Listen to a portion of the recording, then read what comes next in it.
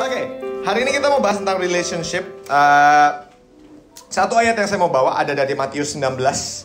Mungkin selama beberapa minggu ke depan kita akan bahas tentang relationship. Kemarin juga kan beberapa minggu yang lalu juga kita pas doa, menara doa juga kita dapat bahwa ada kunci di tempat ini, kunci pemulihan keluarga. Dan itu saya sangat percaya.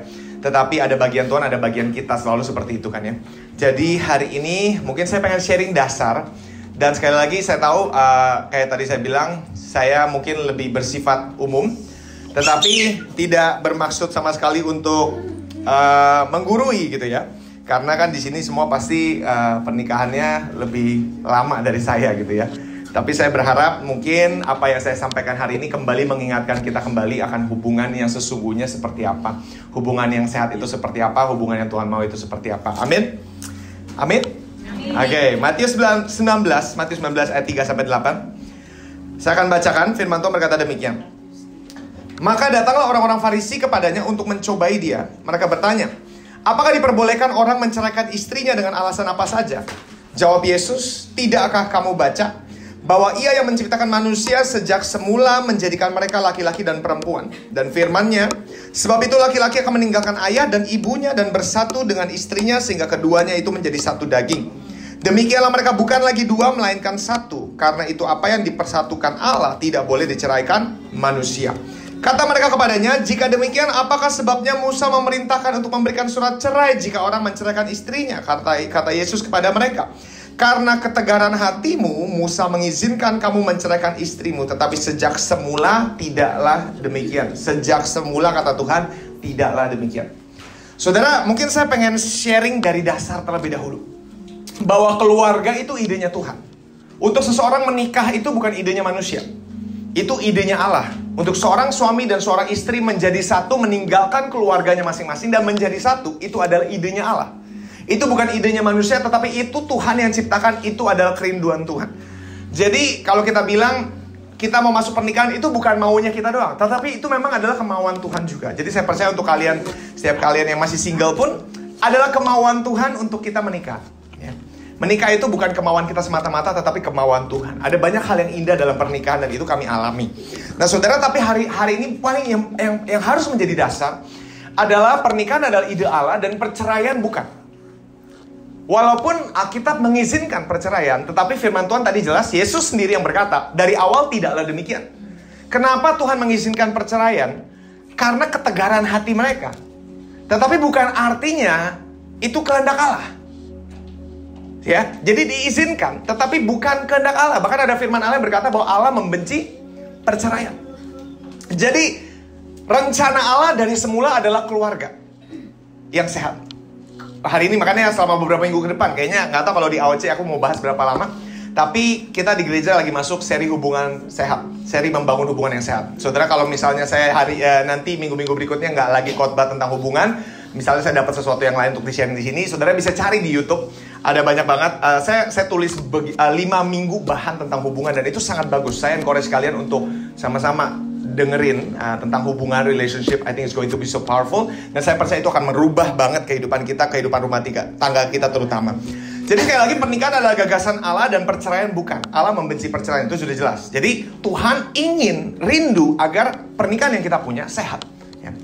Tapi ini juga bukan bermaksud untuk mengkondem orang-orang yang sudah terlanjur banyak misalnya salah gitu kan. Enggak. Karena sekali lagi Allah memang mengizinkan, tetapi memang bukan adalah rencana Allah ya.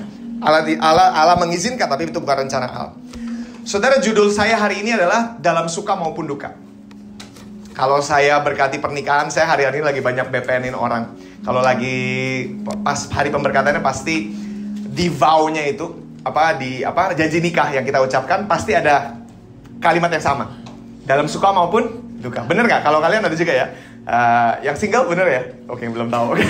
Ya udah, yang udah menikah dalam suka maupun duka. Saudara, lucunya begini, kita semua ketika berjanji kepada pasangan kita, kita mengucapkan dalam suka maupun duka. Dalam suka maupun duka.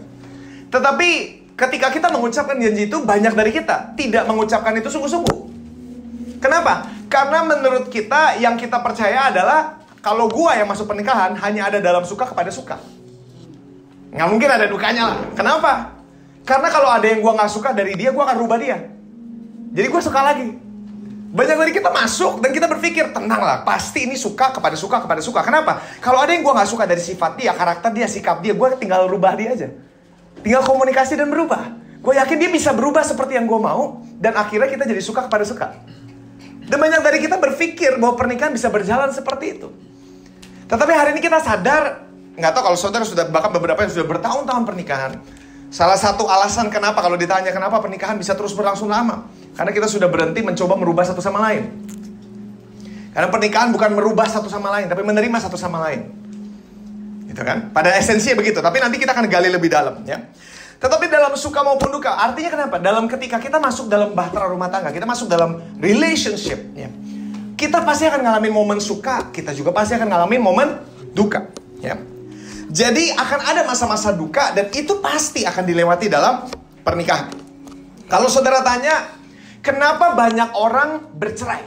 Ini kemarin jadi saya untuk bahan ini saya research banyak banget. Kalau saudara tanya kenapa alasan nomor 1 orang bercerai, kalau saudara ditanya, coba Anda berpikir adalah ke KDRT. KDRT? Bukan. Apa coba? Perselingkuhan? Bukan juga. Kalau saudara tanya, alasan paling tinggi, mayoritas, akarnya, alasan kenapa orang bercerai dari hubungan mereka, jawabannya cuma 1. Tidak bisa menyelesaikan perbedaan yang ada di antara mereka berdua. Tidak bisa menemukan kesepakatan di antara mereka berdua. Anda tanya, di balik semua perceraian, adanya perbedaan yang tidak bisa diselesaikan. Di balik semua KDRT, adanya perbedaan yang tidak bisa diselesaikan. Awalnya sudah dikomunikasikan, tapi setiap gua komunikasikan, responnya jelek, saya juga meresponnya dengan jelek, akhirnya kita sudah berhenti merubah satu sama lain, dan jeleknya malah tambah dingin. Ujungnya pada perceraian. Jadi alasan nomor 1 adalah karena adanya perbedaan yang tidak dapat disepakati. Saudara, pernikahan itu, saudara tahu kan bahwa pernikahan itu dari 2 orang yang berbeda. Esensi pernikahan apa? Kalau saudara baca firman Tuhan tadi berkata, meninggalkan ayah ibunya dan menjadi satu. Artinya dari 2 menjadi 1. Jadi ada 2 orang yang berbeda, dibesarkan dengan 2 culture yang berbeda. Dalam 2 lingkungan yang berbeda, masuk dalam 1 pernikahan dan dijadikan 1. Dan itu gak pernah mudah. 2 dijadikan 1 gak pernah mudah, betul kan? Gak pernah mudah. Kalau saudara tanya, oh Chris sama Evelyn pasti bisa karena dua-duanya sama-sama takut akan Tuhan. Gak juga. Karena namanya 2 menjadi 1 tetap adalah tantangan. Saudara, saya mau kasih tahu, gak peduli itu jodoh dari Tuhan sekalipun. Aku udah didoain sama hamba Tuhan ini dan itu jodoh saya. Sekalipun demikian, tetap ada yang namanya proses menjadi 1. Saudara, kalau dibilang esensi pernikahan tuh gini, ketika Anda diberkati, Anda sudah menjadi 1. Tetapi ketika Anda masuk dalam pernikahan, Anda sedang terus menjadi 1 dan suatu hari akan menjadi 1. Bingung kan? Tapi sama esensinya kayak kelahiran baru kita. Ketika Anda lahir baru terima Tuhan Yesus, Anda sudah selamat belum? Ketika Anda terima Tuhan Yesus sebagai juru selamat, Anda sudah diselamatkan, kata firman Tuhan.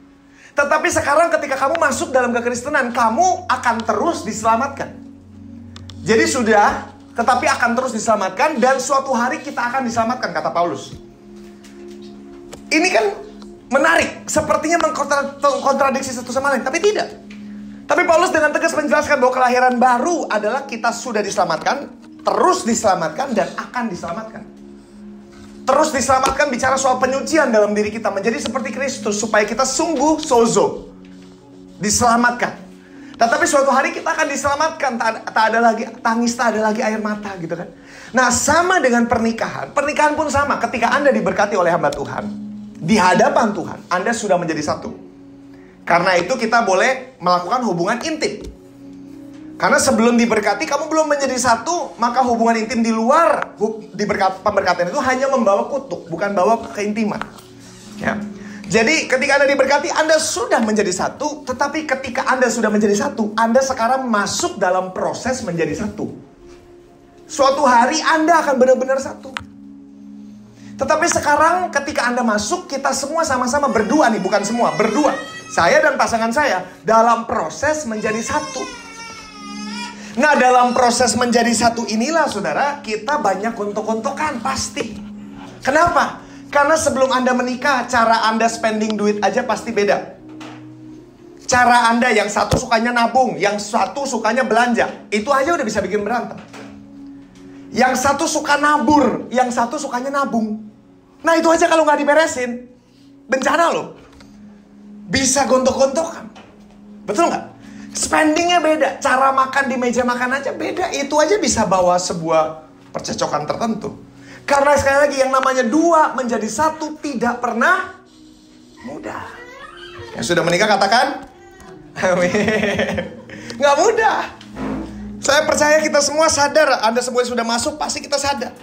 Nah saudara, ketika kita semua masuk dalam pernikahan, saya mau coba kita flashback kembali. Ketika kita semua masuk dalam pernikahan, kalau saudara tanya, kenapa sih ini gereja ngebahasin pernikahan? Karena pernikahan adalah esensi Alkitab juga. Kita nggak cuma ngebahas tentang kerohanian, kekristenan. Karena pada dasarnya nanti, saudara, Anda mungkin pelayanan hebat, tetapi kalau di rumah tanggamu sendiri Anda gagal, Anda mendapatkan kemuliaan dari manusia, tapi Anda kehilangan yang paling berharga. Alkitab sebenarnya nggak pernah ngajar demikian. Alkitab juga bicara banyak soal hubungan. Jadi kenapa gereja tetap harus membahas hubungan? Karena Alkitab bahas itu, kita harus bahas itu juga. Perceraian, suami istri, itu semua dibahas di Alkitab. Amin saudara? Nah, ketika kita masuk pernikahan, umumnya setiap kita masing-masing masuk dalam pernikahan membawa harapan kita masing-masing, impian kita masing-masing. Betul nggak? Kerinduan kita masing-masing. Betul nggak? Coba Anda ingat-ingat kembali. Ketika Anda masuk dalam pernikahan, kita semua punya impian. Pernikahan ini mau jadi seperti apa? Kita semua punya impian. Pernikahan ini akan jadi seperti apa? Kita semua punya harapan. Tapi saudara dengar baik-baik. Apa yang adalah impian dan harapan buat kamu akan terasa seperti tuntutan buat pasangan kamu. Betul nggak? Kita semua masuk dengan harapan. Aku punya harapan, pernikahan kita begini, impian kita begini. Apa yang terdengar seperti harapan buat kamu, sama pasangan kamu terdengar seperti tuntutan. Jadi gue harus kayak gitu. Dan akhirnya kita nggak nyampe, stres dua-duanya. Harapan nggak sampai, tuntutan nggak sampai, itu yang bikin banyak meledak. Dan akibatnya apa? Makanya nggak sedikit pernikahan yang harusnya adalah sesuatu yang dinikmati berdua menjadi sebuah transaksi, menjadi sebuah negosiasi, menjadi sebuah perbarteran. Kenapa? Karena dua-duanya udah gak bisa enjoy, dua-duanya saling menuntut, dua-duanya punya harapan, dan dua-duanya tidak mau melepaskan ekspektasi masing-masing. Akibatnya apa? Jadi sebuah transaksi. Maksudnya apa transaksi? Simpelnya begini saudara. Apa yang harusnya dinikmati, kan pernikahan harusnya dinikmati berdua kan? Ketika mulai menjadi transaksi, mulai ada perbicaraan seperti ini. Awal mulanya, mulai perbicaraan seperti ini. Minggu lalu kan udah sama keluarga lu. Minggu ini sama gua, keluarga gua. Minggu lalu lu minta, sekarang gua yang minta. Kemarin lu, sekarang gua. Kemarin lu, sekarang gua. Awalnya begitu, mungkin kelihatan. Tapi itu bagus loh. Awalnya bagus. Tapi kalau itu diteruskan lama-lama, saudara tahu bahwa dalam setiap negosiasi, negosiator terkuat selalu menang. Ujung-ujungnya ada perasaan gak adil. Kok lu terus yang kayaknya menang lebih banyak daripada gua? Dan akibatnya pasangan yang selalu kalah suara dari pasangannya, saudara, ujungnya akan selalu merasa tidak dikasihi dan tidak punya kuasa di rumah tangga ini. Suara gua nggak ada pendapat di sini, suara gua nggak ada bobotnya di sini, gua nggak ada nilainya di sini, ada dan nggak ada gua nggak ada gunanya buat keluarga ini. Kenapa? Karena sudah menjadi sebuah transaksional. Jadi dingin kan? Jadi balas-balasan. Dan ketika balik lagi, negosiator terkuat selalu menang. Kalau Anda bilang, enggak, rumah tangga gue baik-baik aja, ya berarti Anda negosiator terkuatnya. Menang terus. Saudara saya, karena saya sering ikut mama dulu, saya sering dengerin konselingan keluarga dari tamu-tamu luar kota. Kalau misalnya pelayanan keluar kota. Saya juga pernah ketemu kasus seringkali gitu saudara. Jadi misalnya istrinya dominan.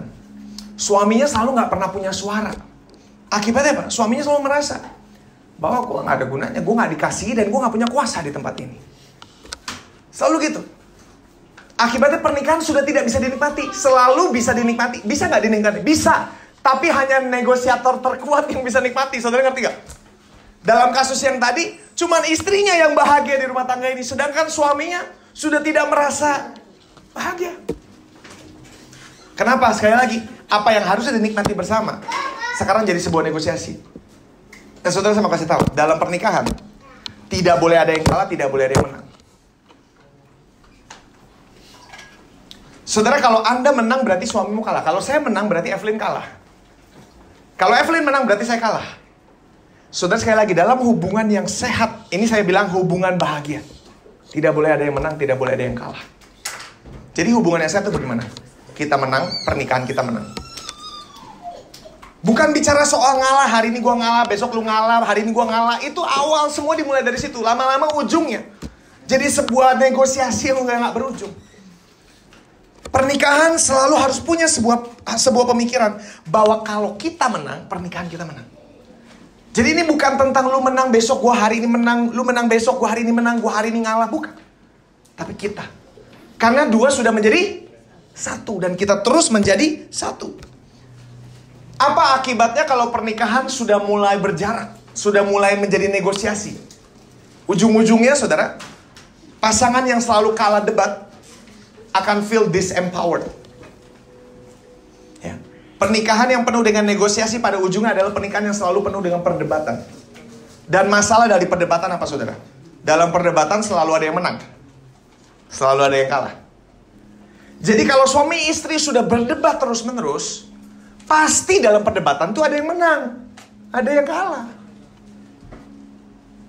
Akibatnya yang kalah debat akan selalu merasa gue disempowered, gue udah gak punya kuasa, gue udah gak dikasih. Akibatnya jarak. Jadi jarak.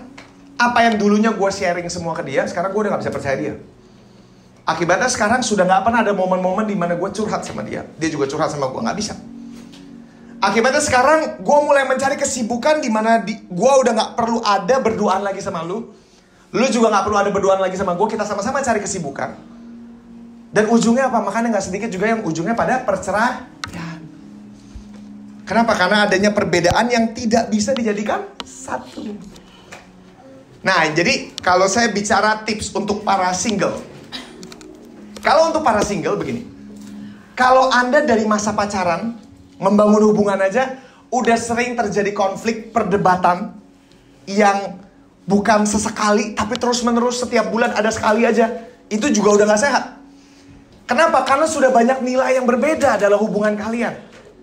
Jadi kalau saya sarankan buat yang lagi membangun hubungan atau sedang mau membangun hubungan atau sedang lewat dari hubungan gitu kan ya, simple, kalau sudah begitu banyak perdebatan, setiap bulan selalu berdebat, buat saya begini, lebih baik udahin hubungan itu.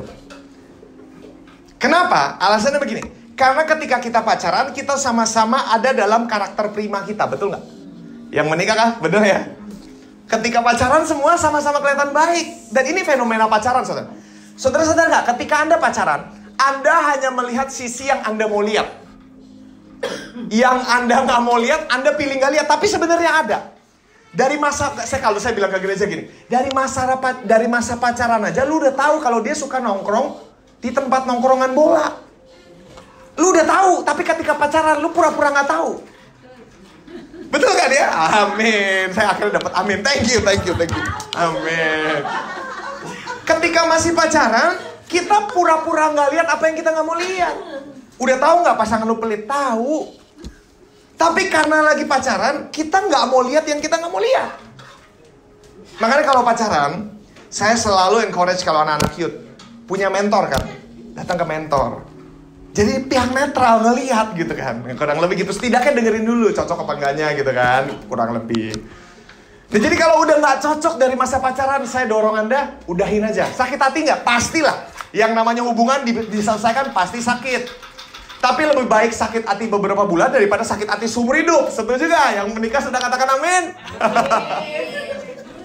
Betul itu.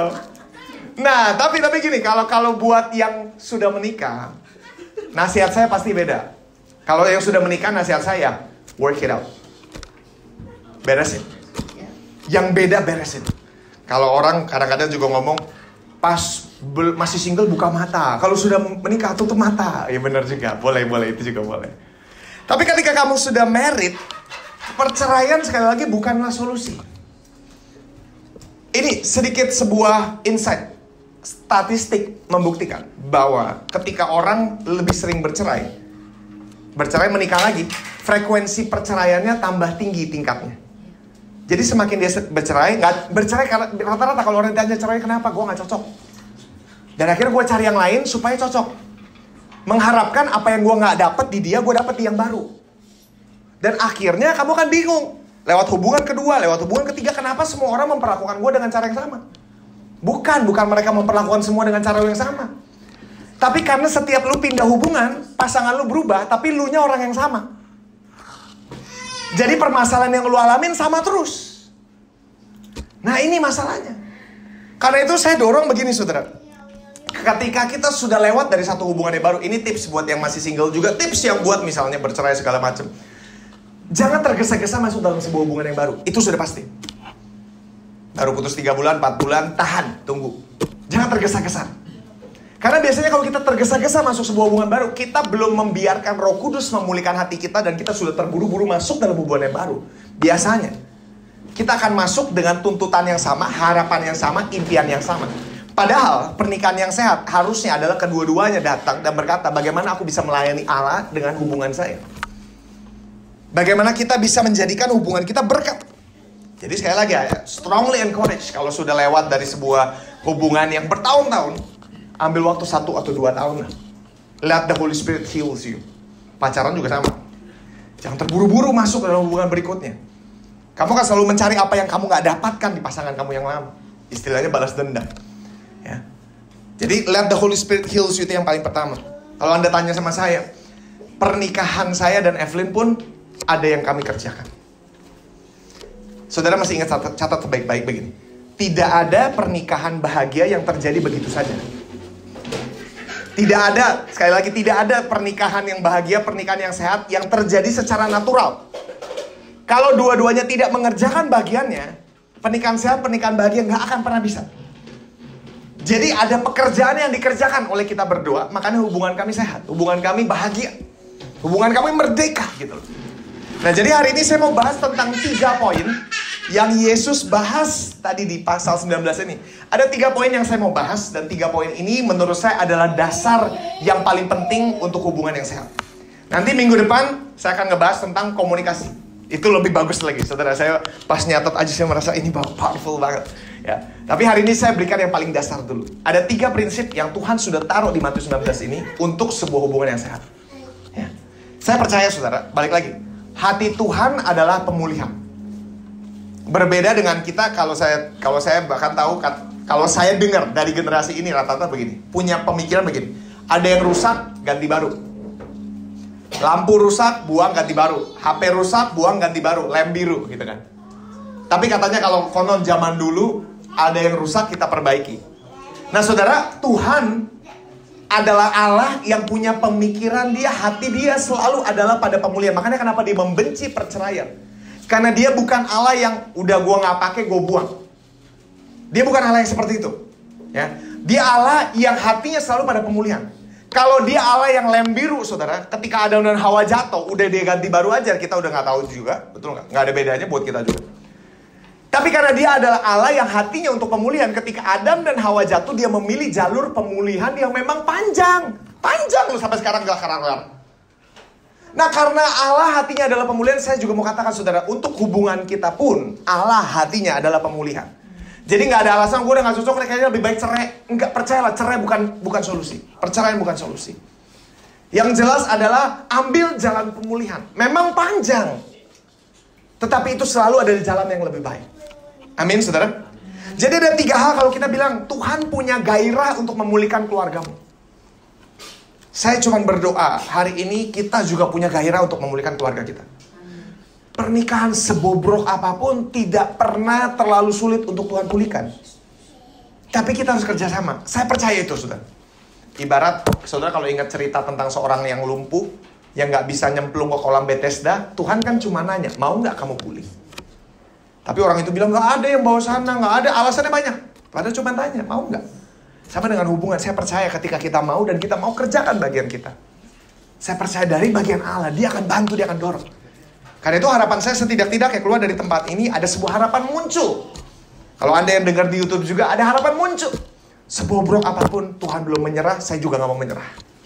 Kecuali udah cerai itu beda, jangan ganggu hubungan orang lain, itu udah beda lagi gitu. Tapi kalau belum cerai, masih ada dalam hubungan, fight for it. Ya, ada 3 prinsip yang hari ini saya mau bahas. Yang pertama, dan ini biasanya saya selalu bahas di pemberkatan nikah juga. Kenapa makanya BPN ada 6 kali kalau sama saya. Banyak yang dipersiapkan sebelum masuk pernikahan. Itu bagus-bagus promosi. Oke. Ada 3 poin yang hari ini Tuhan yang Tuhan bukakan di Matius 19 ini yang saya mau bagi. Tiga-tiganya adalah dasar. Yang pertama adalah komitmen. Semua katakan komitmen. Saudara, di ayat 5 firman Tuhan berkata gini, tidakkah kamu membaca bahwa ia menciptakan manusia yang semula menjadikan mereka laki-laki dan perempuan, dan firman-Nya sebab itu laki-laki akan meninggalkan ayah dan ibunya dan bersatu dengan istrinya sehingga keduanya itu menjadi satu daging. Yang saya mau garis bawahi adalah perkataan Yesus yang berkata, karena itu seseorang akan meninggalkan orang tuanya dan menjadi satu. Nah, kalau saya percaya ini nggak cuma bicara soal ngebahas keluar dari orang tua, tetapi Tuhan juga bilang bahwa untuk kita mau menjadi satu, harus ada yang ditinggalkan dan harus ada yang dimasuki. Bukan cuma bicara soal orang tua doang, bukan. Tapi ini bicara soal meninggalkan semua hubungan yang ada di belakang dan masuk dan berkomitmen pada hubungan yang sedang kamu masuki.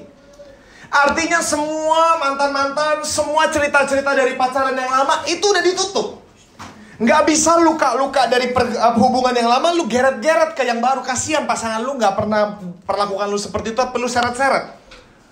Perlakuan yang pernah dibuat, luka-luka di sebelumnya diseret-seret masuk hubungan yang baru. It doesn't work. Makanya Tuhan bilang harus ada yang ditinggalkan dan harus ada yang dimasuki. Sehingga nggak ada yang namanya kita bandingkan dengan dulu pacar gue begini dulu. Itu udah lewat semuanya. Makanya ada berkata, gue bilang iya ke dia dan gue bilang tidak kepada semua orang lain. Ada yang ditinggalkan, ada yang dimasuki. Itu namanya komitmen. Kalau saya boleh bilang, lebih mudahnya pemikiran begini, saudara. Bahwa dalam pernikahan, kalau saya masuk dalam pernikahan, berarti sejak saya masuk dalam pernikahan. Saya tanya gini, saudara. Sebelum saya masuk dalam pernikahan, yang punya otoritas tertinggi suara atas hidup saya siapa? Selain Tuhan, pasti betul. Tapi selain Tuhan, sebelum saya menikah, yang punya otoritas tertinggi dalam hidup saya adalah orang tua saya. Apa yang orang tua saya katakan harus jadi suara paling dominan dalam hidup saya. Tapi ketika saya masuk pernikahan, ini saya perjelas begini. Kita masuk dalam pernikahan. Sekarang yang berubah adalah tudung. Berarti suara terberat dalam hidup saya, dalam pernikahan saya, suara terberat, otoritas terberat sudah bukan lagi orang tua saya, sudah bukan Evelyn, sementara dari pihak Evelyn sudah bukan lagi orang tua Evelyn. Ketika kita masuk dalam pernikahan, suara yang paling punya bobot terberat adalah pasangan saya. Sekarang, selama yang dia katakan tidak menentang firman Allah, saya harus mempertimbangkan pemikiran dia, pendapat dia, perasaan dia harus jadi nomor satu dalam hidup. Selain Tuhan ya, kita nggak ngomongin Tuhan nih, soal hubungan. Sebab kalau kita masih gotong-gotong yang lama, hubungan yang lama, semua yang lama di belakang, maka pernikahan gak bisa jalan. Jadi gini, mulai sekarang suara pasangan saya harus jadi pertimbangan paling berat buat saya. Sementara Evelyn pun sama. Itu prinsip paling dasar. Makanya Tuhan bilang meninggalkan orang tuanya. Kenapa orang tua? Karena orang tua adalah otoritas tertinggi ketika kita masih single. Tapi ketika kita masuk rumah tangga, tudungnya pindah. Kamu yang jadi kepala rumah tangga. Evelyn, saya yang otoritas tertingginya. Bukan lagi orang tuanya dia. Nah, selama itu tidak artinya, ayo lu buang orang tua lu. Nah, kayak gitu udah gak sesuai firman Allah.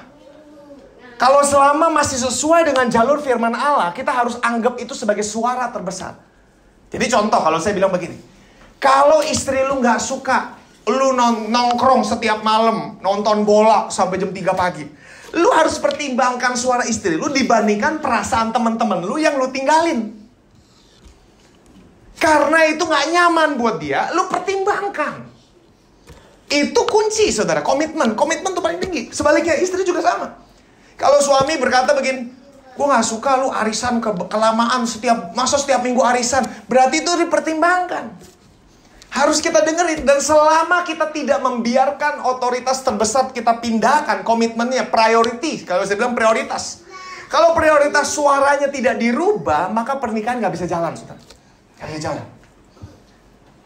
Karena sekarang perasaan yang paling penting, yang harus saya jaga adalah perasaan pasangan saya. Saudara ngerti maksudnya ya? Bukannya maksudnya, oh berarti lu ngajarin kualat. Enggak, saya nggak ngajarin gitu sama sekali. Tapi saya bicara soal mempertimbangkan perasaan pasanganmu. Jadi gini, kalau pasanganmu sudah tidak sejahtera terhadap sesuatu dan mulai mengkomunikasikan apa yang dia rasa kepada kamu, kamu jangan berkata begini, lu perasaan aja, lu baper, lu gini. Akibatnya, pasangan lu nggak akan mulai cerita apapun lagi pada kamu. Karena dia tahu setiap saya cerita, ujungnya perasaan saya dipermalukan. Jadi perasaan saya tidak penting buat dia.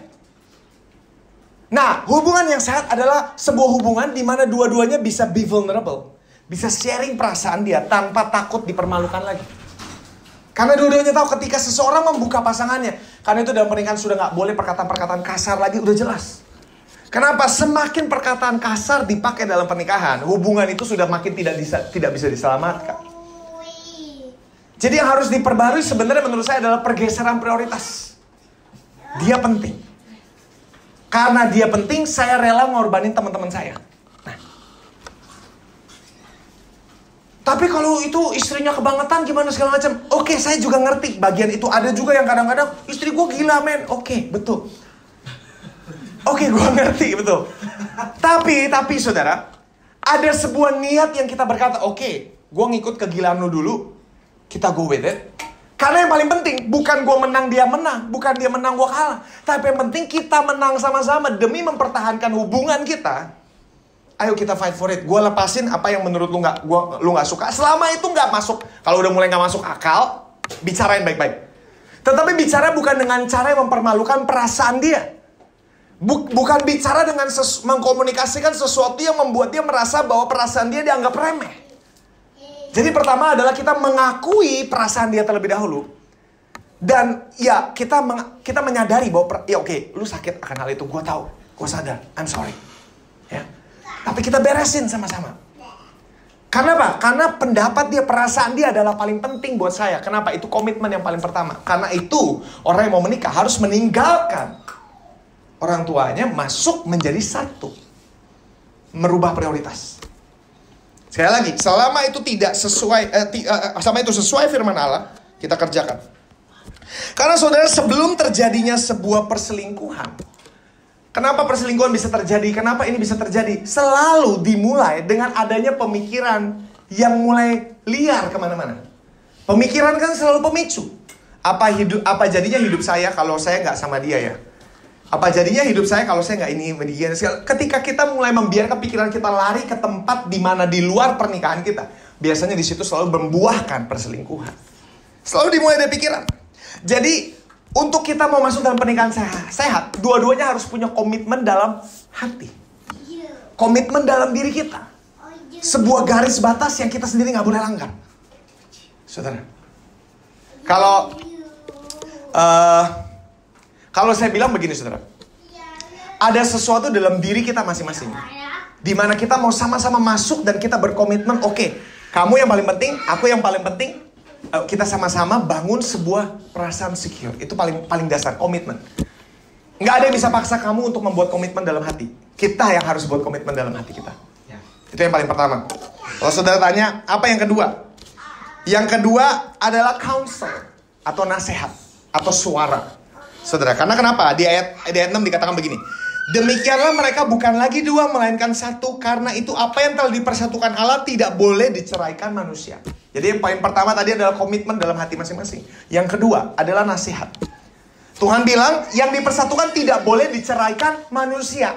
Maksudnya apa? Berarti akan ada manusia-manusia mencoba memisahkan apa yang Allah satukan. Betul nggak? Kalau nggak, Tuhan nggak mungkin ngomong begini. Apa yang dipersatukan Allah tidak boleh diceraikan manusia. Artinya akan ada suara-suara dalam hidupmu yang mungkin niatnya baik, tapi sifatnya memisahkan hubungan kalian, memisahkan keintiman kalian akan ada. Contohnya apa? Contohnya teman-teman yang gak peduli sama hubungan kalian, tapi hanya peduli sama perasaan kamu. Dia akan kasih tahu apa yang kamu suka, tapi gak ada hubungannya sama gak ada hubungannya sama relationship yang kalian sedang bangun.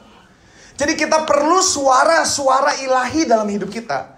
Yang bukan cuma komitmen pada kebahagiaan kita. Yang gak selalu ngasih tahu apa yang kita suka dengar terus. Tetapi suara-suara yang bisa melihat apa yang perlu diperbaiki dari relationship kalian. Karena sekali relationship itu dua arah. Kalau kita hanya dengerin, balik lagi saya bilang, Kalau kita setiap hari nongkrong sama ibu-ibu yang gak takut akan Tuhan. Makanya saya bilang begini, kalau Anda adalah pasangan Kristen, sahabat paling dekat kamu harus juga adalah pasangan Kristen juga. Kalau sahabat terdekatmu bukan pasangan Kristen, maka ketika kamu nongkrong sama mereka, kamu dengerin, istri gue begini, emang istri tuh memang semua cewek begini ya, memang semua cewek gila. Ketika lu masuk rumah tangga balik lagi, lu gak bakal ngelihat istri lu wanita Allah. Karena sudah terpengaruh dengan pergaulan yang buruk. Kan firman Allah, pergaulan buruk merusak kebiasaan yang baik. Bapak-bapak juga sama. Kalau kita pergi nongkrong sama bapak-bapak yang sama sekali gak ada takut akan Allah, pulang-pulang juga gak bisa menghormati istri, istri juga gak bisa menghormati suami. Nasihat itu penting. Akan ada suara-suara yang sifatnya memisahkan. Kepada siapa kita buka permasalahan kita dalam rumah tangga itu juga penting. Harus ada. Tuhan bilang harus ada nasihat ilahi, godly counsel dalam hidup kamu. Ya. Makanya kenapa setiap orang perlu punya gereja atau mentor rohani, orang tua rohani, di mana ketika hubungan gue retak, gue bisa datang dan dia nggak akan kasih pendapat yang berpihak pada gue atau berpihak pada pasangan gue, tapi berpihak pada komitmen kita. Itu penting. Karena kalau kamu curhat sama orang yang salah, berantakan. Contoh, kalau dalam pernikahan kamu curhat sama orang tuamu, tebak, seandainya kamu salah pun orang tua bela siapa? Bela anak. Mau anaknya salahnya kayak apapun, kalau kita ceritanya pada orang tua, pasti orang tua bela kita kok. Sebaliknya sama, jarang ada mertua yang bela menantu. Itu jarang, walaupun memang ada. Jadi kalau saudara bayangin nggak, kalau nasihat yang kita dengerin adalah nasihat orang tua kita dalam pernikahan ya, terutama dalam pernikahan nih, saya bisa bayangin pernikahan kita nggak akan flourish. Kamu perlu dengar orang tua rohani, itu penting. Makanya kalau beberapa momen kemarin, selama PPKM kemarin, saya ada beberapa kali konseling jemaat, konseling pernikahan. Pasti saya beresin hubungan mereka berdua. Saya nggak peduli siapa yang salah. Tapi ini cara kalian membangun hubungan udah nggak sehat. Itu yang dibenahi dari awal. Ngomongan saya mungkin agak nggak enak diterima dari satu pihak dan satu pihak juga mungkin. Tapi firman Allah di Amsal 27 ayat 6 juga berkata, pukulan seorang sahabat lebih baik daripada ciuman seorang musuh. Gitu kan? Lebih baik daripada yang dengerin apa yang kita mau denger doang. Kadang-kadang kita mesti denger hard truth, sesuatu yang mungkin kita gak suka dengar, tapi itu penting ya. Jadi kita harus berhati-hati kepada siapa kita membiarkan nasihatnya masuk dalam hidup kita ya. Counsel, itu penting sekali. Itu yang kedua, makanya kenapa dalam hubungan kita perlu banyak baca buku. Kalau saya bilang, baca buku itu penting sekali. Banyak baca buku-buku rohani. Kalau saudara tanya apa buku rekomendasi, saudara bisa baca buku Gary Chapman, mulai dari situ tentang 5 bahasa kasih, itu bagus juga. Anda juga mulai bisa baca buku-buku Andy Stanley. Andy Stanley nulis banyak banget buku tentang relationship yang bagus banget. Anda bisa mulai coba baca. Tapi itu semua perlu untuk kita menambahkan bagaimana kita berkomitmen, berhubungan. Itu penting sekali. Yang ketiga, kalau saudara tanya, apa yang ketiga? Poin ketiga terakhir adalah fondasi Kristus. Saudara, saya mau bilang begini, bahwa baik dalam hubungan kita dengan pasangan ataupun dengan hubungan kita dengan Tuhan, kita semua bisa menjadi begitu dingin dengan hubungan kita. Betul gak, saudara? Kita sama Tuhan aja bisa menjadi dingin loh, betul gak? Mau sehangat apa dulunya kita bisa jadi dingin loh. Dengan pasangan kita pun sama. Apa yang dulunya begitu hangat bisa menjadi begitu dingin. Karena itu saya bilang pernikahan yang baik, pernikahan yang sehat nggak bisa nggak diusahakan. Harus dikerjakan.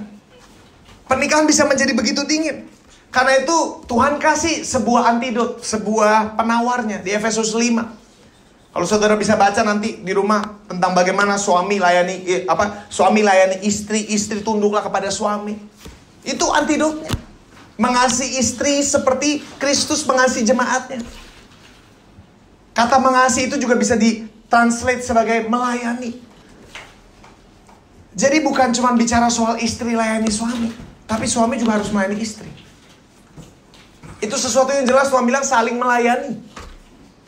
Bahkan kalau saya bilang pernikahan baru kuat ketika dua-duanya saling melayani satu sama lain. Ada sebuah perasaan berkata bahwa lu adalah suara yang paling berbobot dan lu yang paling gue pertimbangkan. Dan saudara, kalau Anda lihat kenapa di Efesus 5 Tuhan kasih lakukan ini buat pasanganmu, suami lakukan ini, istri lakukan ini. Itu perintah Tuhan. Jadi kenapa saya bilang ketiga adalah fondasi Kristus? Karena kita ngerjain semua yang ditulis di Efesus 5 tentang mengasihi, melayani satu sama lain, ya. Murah hati, kalau Anda baca menundukkan diri, menghormati satu sama lain, itu semua sebenarnya sudah tidak memerlukan perasaan untuk mengerjakannya. Saya mengasihi suami saya nggak perlu feel mood, nggak perlu ada mood untuk saya mengasihi istri, betul nggak? Nggak perlu ada mood untuk saya melayani istri, nggak perlu ada mood untuk saya menghormati istri, betul nggak sih saudara? Nggak perlu ada mood untuk saya istilahnya melayani, ya tinggal melayani. Karena saudara, makanya kayak minggu lalu saya bilang, kita nggak pernah boleh dipimpin oleh perasaan, oleh mood. Karena mood tidak pernah jadi yang pertama. Mood selalu mengikuti. Kalau orang bilang, gue udah kehilangan gairah cinta gue udah gak cinta dia lagi. Cinta tuh keputusan, saudara. Cinta tuh keputusan, bukan perasaan. Gue udah gak cinta sama dia lagi. Yang lu maksud sebenarnya adalah gue sudah tidak merasakan mood untuk mencintai dia lagi. Tapi mood yang lu udah gak rasakan, bisa lu rasakan kembali. Ketika apa? Ketika kamu mulai bergerak dalam ketaatan. Jadi saya mengasihi Evelyn, saya menghormati Evelyn, saya melayani Evelyn bukan karena saya merasa mau ngerjakan itu semua. Tapi saya kerjakan itu semua sebagai ketaatan saya kepada Kristus. Itu fondasi yang paling sehat. Memang betul ketika saya putuskan untuk melayani, saya putuskan untuk mengasihi, maka saya pelan-pelan akan mulai bergairah kembali. Bisa gak? Bisa. Tetapi sekali lagi yang saya mau katakan begini, Anda tidak perlu gairah untuk melayani istri. Anda tidak perlu, gue berasa api lagi. Pelayanan, menghormati, melayani, itu semua komitmen, itu semua keputusan kok saudara. Dan saya mau bilang ketika kita putuskan melakukan itu seperti untuk melakukan Kristus, perasaan pasti mengikuti. Perasaan itu selalu mengikuti, tidak boleh memimpin. Perasaan tidak boleh memimpin. Jadi kalau orang bilang, gue udah gak ngerasa cinta lagi, itu salah. Cinta itu keputusan. Lu udah memutuskan tidak mau mencintai dia lagi, makanya lu kehilangan perasaan. Itu pasti dimulai dari keputusan. Gak ada orang tiba-tiba udah gak berasa cinta lagi, gak ada. Dimulai dari keputusan, perasaan mengikuti. Jadi sekarang apapun keputusan yang kita mau ambil, coba putuskan untuk mengasihi. Kamu pasti lama-lama bisa mengasihi dengan berapi-api lagi.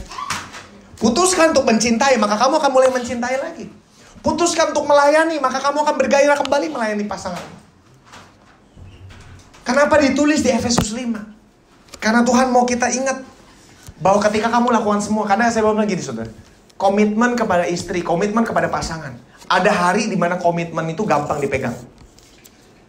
Tapi dalam suka maupun duka, ada hari juga di mana komitmen itu sulit untuk dipegang. Tapi disitulah kenapa dibilang komitmen dalam hati, dalam suka maupun duka. Karena saya kerjakan itu semua bukan untuk dia, tapi ketaatan saya kepada Kristus. Karena saya mau memuliakan Allah lewat hubungan ini, karena itu saya lakukan itu. Maka ketika kita lakukan itu saudara, pelan-pelan gairah itu muncul kembali. Pelan-pelan perasaan itu mengikuti. Pasti perasaan selalu mengikuti ketaatan, ya. Jadi saya berdoa sebuah perasaan yang berkata begini, kalau dia mah gampang, kalau ini mah gampang. Saudara buang, gak ada yang gampang dalam pernikahan. Gak ada yang gampang. Tapi yang adalah ada dua-duanya sama-sama mau mengerjakan hubungan itu, ya. Dan saya juga bilang, kadang-kadang saya dan Evelyn pun ada momen-momen di mana komitmen sulit. Ada momen-momen di mana melayani itu sulit. Tapi disitulah butuh kesadaran, fondasi Kristus. Saya lakukan itu karena takut saya kepada Kristus. Takut akan Allah. Karena kasih saya kepada Kristus saya lakukan itu. Karena saya mau mentaati Allah, saya mau menghormati Allah lewat hubungan yang saya sedang bangun. Gak peduli apa yang hari ini saya sedang rasakan, tapi yang saya perlu kerjakan, saya tetap kerjakan. Kenapa? Karena saya lakukan itu seperti untuk Kristus. Itu makanya saya bilang fondasi Kristus. Penting sekali. Yang namanya date night itu bagus. Cari hobi yang sama. Pas suami istri cari hobi yang sama, itu juga bagus. Bisa membantu. Suami istri punya waktu kencan malam, itu juga bagus, itu bisa membantu. Tetapi yang paling esensi, yang paling utama adalah fondasi Kristus. Kan Tuhan sendiri bilang, apapun yang tidak dibangun di atas dasar Kristus gak akan pernah bertahan. Ya. Apapun yang dibangun di atas dasar, jadi jangan cuma membangun hubungan di atas dasar chemistry. Sama-sama berasa chemistry-nya. Saudara semua bilang, kadang-kadang chemistry bisa berasa, kadang-kadang bisa chemistry gak kerasa sama sekali. Jadi jangan pernah hanya membangun berdasarkan chemistry, kecocokan. Karena kalau hari ini bisa cocok, besok belum tentu cocok. Bangun di atas dasar fondasi Kristus. Bangun di atas dasar komitmen sama-sama kita mau melayani Allah. Jadi momen dimana gue lagi gak merasa untuk mengasihi, momen dimana gue lagi gak merasa untuk membangun hubungan, gue tetap akan membangun hubungan. Gue tetap akan memprioritaskan hubungan saya. Gue tetap akan mengambil komitmen bahwa suara dia adalah otoritas tertinggi dalam hidup saya selain Tuhan, pasangan kita. Dan saya bersyukur, makanya ini juga tips untuk kalau kalian punya orang tua, punya anak yang sedang menikah. Saya bersyukur, saya jujur bersyukur. Salah satu yang sangat baik, salah satu yang sangat membantu dalam rumah tangga kami adalah mama papa saya juga, mama berarti papa udah gak ada. Mama saya tidak pernah ikut campur dalam hubungan saya. Gak pernah sekalipun, gak pernah mau ikut campur.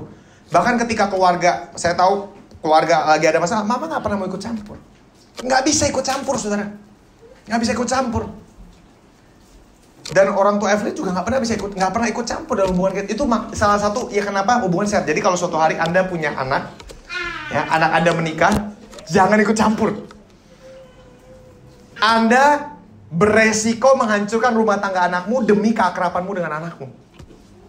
Itu yang saya lihat mama gak pernah mau. Gak pernah ikut campur. Karena gini saudara, mungkin nih, misalnya saya sama Evelyn berantem, saya cerita sama mama. Otomatis mama akan merasa, nih Evelyn begini ya. Saudara, dalam waktu 2 hari, 3 hari, saya sama Evelyn udah cium-ciuman lagi. Udah baik. Udah rekonsiliasi. Tapi sama mama saya, belum tentu. Itu belum tentu, gak gampang. Kalau pasangan karena saling mencintai, gampang beresnya. Tapi kalau udah sama orang tua, udah susah dilibatkan. Nah makanya saudara, counsel itu juga penting. Komitmen dalam hati, memprioritaskan perasaan pasangan kita, suara pasangan kita, pendapat pasangan kita. Itu yang pertama. Yang kedua, mendengarkan nasihat-nasihat ilahi itu penting. Makanya punya orang tua rohani itu juga penting. Yang bisa kasih nasihat, yang bisa membangun hubungan kalian berdua. Komunikasi kalian bagaimana? Gimana cara kalian komunikasi? Gimana jangan-jangan ada rusaknya di sini? Makanya minggu depan kita akan bahas tentang memecahkan kode komunikasi. Itu bagus banget saudara. Ya. Karena jangan-jangan bukan masalah bukan masalah melayani dan melayani, tapi masalah komunikasi nih. Yang A ngomong bahasa Rusia, yang B ngomong Singapura, udah beda, nggak bisa nyambung. Itu penting juga. Counsel, nasihat. Yang ketiga, fondasi Kristus. Karena itu saya percaya saudara, sekali lagi, apapun yang hari ini sedang kita lewati dalam bahtera rumah tangga kita, apapun permasalahan yang mungkin sebesar apapun saudara, saya percaya kalau kamu komitmen, Tuhan juga ikut bantu. Karena hati Allah adalah untuk memulihkan.